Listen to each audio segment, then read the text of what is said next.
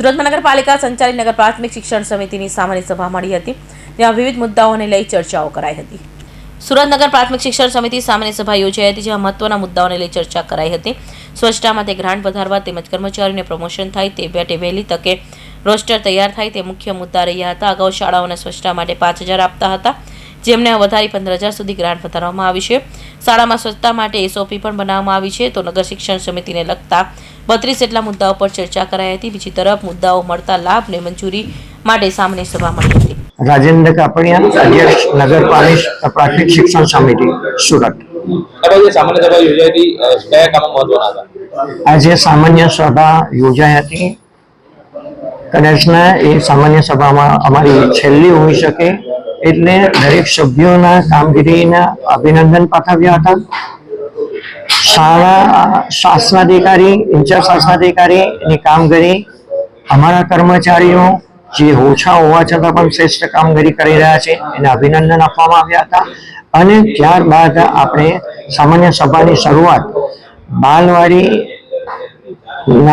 અહેવાલથી કરવામાં આવી હતી। એને ત્યારબાદ બજેટ સમિતિની પેટા સમિતિના અહેવાલ હતો, બજેટ સામાન્ય સભાનો અહેવાલ હતો અને ખરીદ સમિતિના 3 કામ હતા, જેમાં આપણે બેગના ટેન્ડર, સ્પોર્ટ યુનિફોર્મનું અને આવતા વર્ષ માટે બાળકોને યુનિફોર્મ અને સ્ટેશનરી કીટના કામ અંગે ચર્ચા થઈ હતી।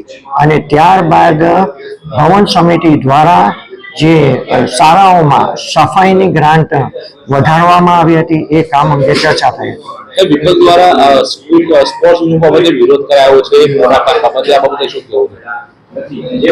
ચોક્કસ વિરોધ પક્ષ દ્વારા સ્પોર્ટ યુનિફોર્મ માટે વિરોધ કરવામાં આવ્યો હતો, પરંતુ ગયા વખતે સ્પોર્ટ યુનિફોર્મ આપણે સ્ટેન્ડિંગ એ પાસ કર્યા હતા અને એને કારણે જાન્યુઆરી ફેબ્રુઆરીમાં સ્ટેન્ડિંગના પાસ કરેલા સ્પોર્ટ યુનિફોર્મની પ્રક્રિયા કરીને અમે જાન્યુઆરી અને ફેબ્રુઆરીમાં એ સ્પોર્ટ યુનિફોર્મ બાળકો સુધી પહોંચાડ્યા હતા। આ વખતે પણ ટેન્ડર પ્રક્રિયા થઈ ગઈ અને વર્ક ઓર્ડર અપાઈ ગયો છે અને જાન્યુઆરી ફેબ્રુઆરીમાં બાળકોને સ્પોર્ટ યુનિફોર્મ ચોક્કસ મળી જશે। નમસ્કાર, હું રાકેશ શિરપરા, નેતા વિપક્ષ નગર પ્રાથમિક શિક્ષણ સમિતિ। આજરોજ શિક્ષણ સમિતિની સામાન્ય સભામાં 2 સારા સમાચાર છે દીકરા દીકરીઓ માટે કે છેલ્લા 4 વર્ષથી જે લડાઈ અમે લડી રહ્યા હતા કે શાળા સફાઈની ગ્રાન્ટમાં વધારો કરવામાં આવે, એ શાળા સફાઈની ગ્રાન્ટમાં વધારો કરી અને ઓછી શાળા સંખ્યા ધરાવતી શાળાને 5,000 થી લઈ અને વધુ શાળા ધરાવતી શાળાને સંખ્યા ધરાવતી શાળાને 15,000 રૂપિયા સુધીની ગ્રાન્ટનો વધારો કરી દેવામાં આવ્યો છે।